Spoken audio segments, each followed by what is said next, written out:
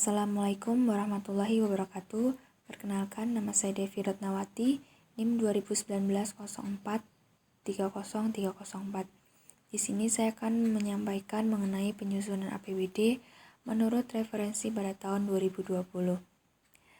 Secara prinsip, yang dilakukan dalam penyusunan APBD ini harus memperhatikan yang pertama, adanya sinkronisasi antara tema pembangunan yang telah disusun secara nasional dan yang sudah ditetapkan secara nasional disinkronisasikan dengan daerah baik provinsi maupun kabupaten kota. Adanya sinkronisasi ini karena pada dasarnya suatu pembangunan merupakan rangkaian kesamaan perencanaan antara nasional maupun daerah. Selanjutnya yaitu sasaran pembangunan nasional. Sasaran pembangunan nasional ini diturunkan dari level nasional ke dalam level daerah. Yang ketiga, memastikan bahwa pemerintah itu sudah memiliki skala prioritas pembangunan nasional yang kemudian diturunkan ke dalam proses perencanaan di level daerah. Sehingga saat melakukan penyusunan pada level provinsi atau daerah, itu sudah harus sinkron atau nyambung dengan apa yang sudah disusun pada level nasional, baik itu dalam tema pembangunannya, sasarannya, maupun pada prioritas pembangunannya.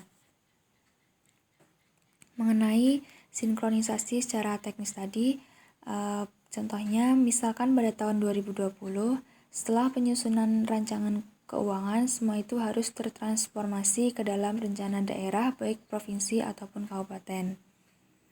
Yang selanjutnya, mengenai prioritas pembangunan nasional pada tahun 2020 itu terdapat 5 prioritas pembangunan nasional. Yang pertama yaitu pembangunan manusia dan pengentasan kemiskinan.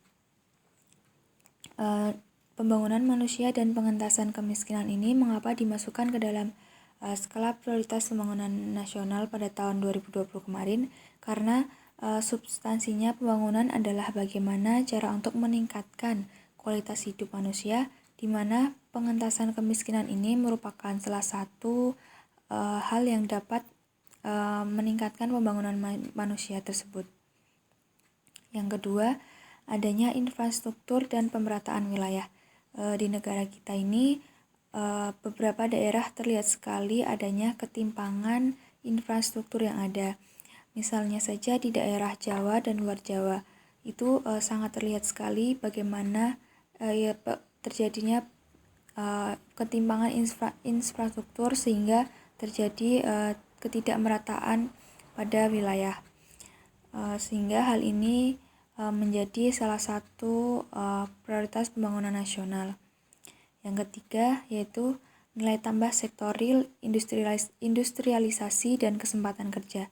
Dengan dimasukkannya hal itu dalam prioritas pembangunan nasional, maka dapat dikatakan bahwa hal tersebut masuk dalam hal serius yang sedang dihadapi oleh bangsa Indonesia. Yang keempat, adanya ketahanan pangan, air, dan lingkungan hidup. Dan yang terakhir yaitu stabilitas pertahanan dan keamanan. Kemudian mengenai prinsip pada pembangunan APBD, ada 7 prinsip penyusunan APBD. Yang pertama yaitu sesuai yang dibutuhkan oleh daerah tersebut.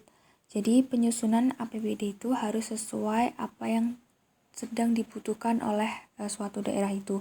Bukan apa yang diinginkan, tapi apa yang dibutuhkan oleh daerah tersebut. Yang kedua, tidak bertentangan dengan perencanaan di pusat yang sudah dilakukan skala prioritas dan yang paling penting tidak bertentangan dengan undang-undang. Di mana hal ini harus diperhatikan karena setiap perencanaan yang dibuat itu sudah pasti harus merujuk pada perundang-undangan yang ada di atasnya. Kemudian yang ketiga, dalam penyusunan APBD ini berpegangan dengan RKPD atau Rencana Kerja Perangkat Daerah, Kebijakan Umum Anggaran atau KUA, dan platform anggaran. Yang keempat, harus tepat waktu karena dalam penyusunannya harus ada timetable-nya. Kemudian yang keenam, harus adanya partisipasi dalam prosesnya. Di sini adanya transparansi dan juga partisipasi dalam proses penyusunan. Nah, di sini disebut dengan musrembang, di mana nantinya dalam hal ini tuh akan ada transparansi dan juga prinsip transparansi dalam penyusunan dan juga partisipasi dalam prosesnya.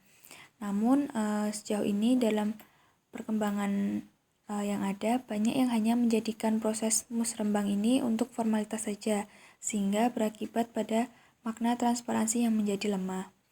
Kemudian yang terakhir yaitu tertib dan taat pada peraturan perundang-undangan, karena ketertiban sangat diperlukan dan sekarang pun sudah diatur sedemikian rupa sehingga harus taat pada peraturan perundang-undangan yang ada. Mungkin sekian penjelasan mengenai penyusunan APBD. Kurang lebihnya mohon maaf. Wassalamualaikum warahmatullahi wabarakatuh.